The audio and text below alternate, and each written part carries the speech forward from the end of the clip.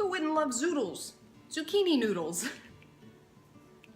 You can smell the garlic and the basil. That's pesto on zoodles. That's what I'm making.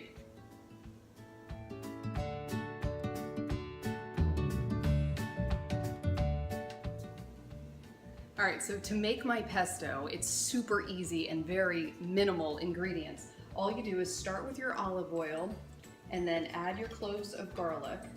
And you can do this in a regular blender. I just find it easier in this one. You can also chop the basil by hand if you want, instead of putting it into the blender, if you want just more texture to the basil. But this is my quick and easy method.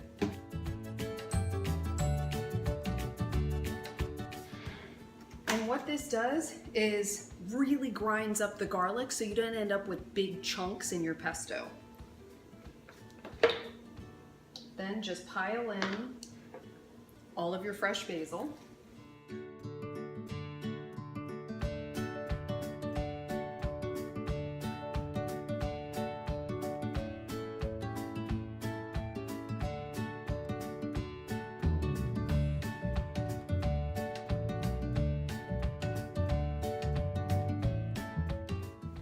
That's it, homemade pesto.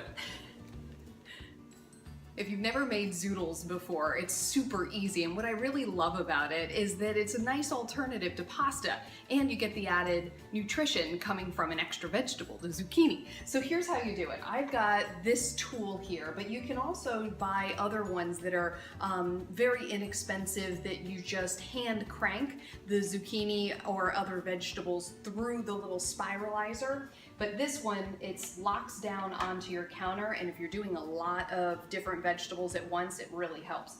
So all you do is take the rough stem right here, and you just want to cut that off. And then put your zucchini into the end. And then you just start turning the crank.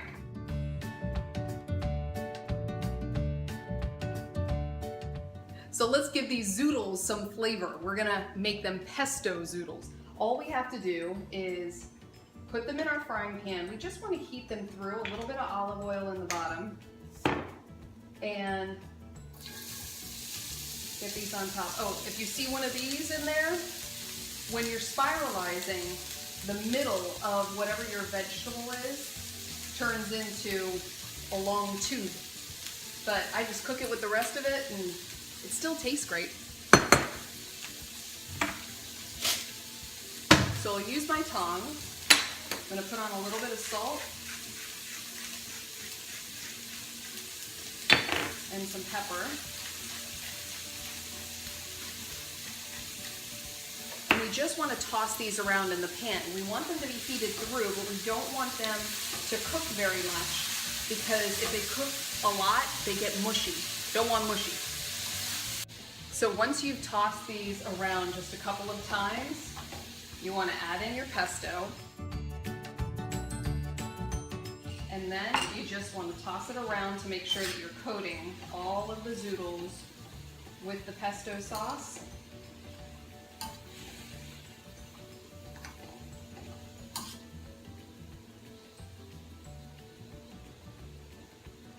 Oh my gosh, if you could smell this, take a look. The basil, the zoodles, the olive oil, just so good. Simple flavors, a little bit of garlic with salt and pepper, just amazing. So here it is, my easy homemade pesto on zoodles. Add some grilled chicken and you've got a meal.